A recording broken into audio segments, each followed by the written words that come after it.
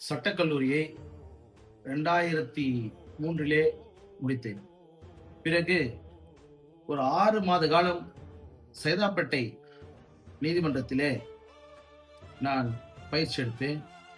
அப்பொழுது அங்குள்ள மூத்த வழக்கறிஞராக இருந்த பொன்னுசாமி அவர்களிடம் இருந்து பயின்றேன். பிறகு உயர்நீதிமன்றத்தின் மிக பெரிய ஆளுமையான திரு ஆர் கருப்பன் அவர்களுடைய அலுவலகத்திலே நான் சேர்ந்தேன்.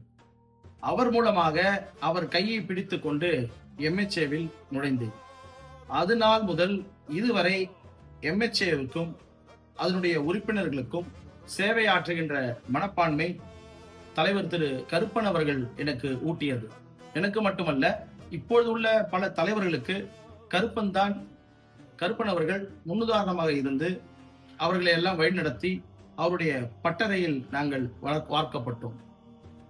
பிறகு 2013ஆம் ஆண்டு MHAவினுடைய தேர்தலிலே நான் போட்டியிட்டு செயற்குழு உறுப்பினராக தேர்ந்தெடுக்கப்பட்டு திறம்பட பணியாற்றியதன் காரணமாக 2016ஆம் ஆண்டு தேர்தலிலே நூலகராக, அதாவது லைப்ரரியனாக போட்டியிட்டு அதில் வெற்றி பெற்றேன். பிறகு 2019ஆம் ஆண்டு நடக்க வேண்டிய தேர்தல் தாமதமாக நடந்ததன் காரணமாக அதிலும் பொருளாளர் பதவிக்கு, ட்ரெஷரர் பதவிக்கு போட்டியிட்டு அதிலும் வெற்றி பெற்று திறம்பட செயலாற்றினேன்.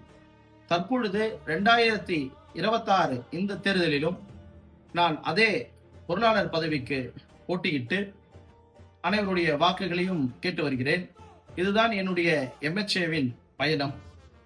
போட்டியிடுவதன் காரணமாக ஏற்கனவே செய்யப்பட்ட பல பணிகளை இன்னும் திறம்பட செய்து, எப்படி அந்த ஜிபே மூலமாக கேஷ்லெஸ் டிரான்சாக்ஷனை நான் கொண்டு வந்தேனோ அதே போன்று அதை தொடர்ந்து செய்து இருமடங்காக ஆக்கப்பட்டுள்ள MHAவினுடைய நிதிநிலையை மீண்டும் அதிகரிக்க வேண்டும் என்பதுதான் என்னுடைய முதல் கோரிக்கை. இதுதான் என்னுடைய கொள்கையும் கூட. ஆகையால் மீண்டும் என்னுடைய பணியை தொடர ட்ரெஷரர் பதவிக்கு எனக்கு 5ஆம் எண்ணில் வாக்களிக்கும்படி மிகவும் தாழ்மையோடு கேட்டுக்கொள்கிறேன். வணக்கம், நன்றி.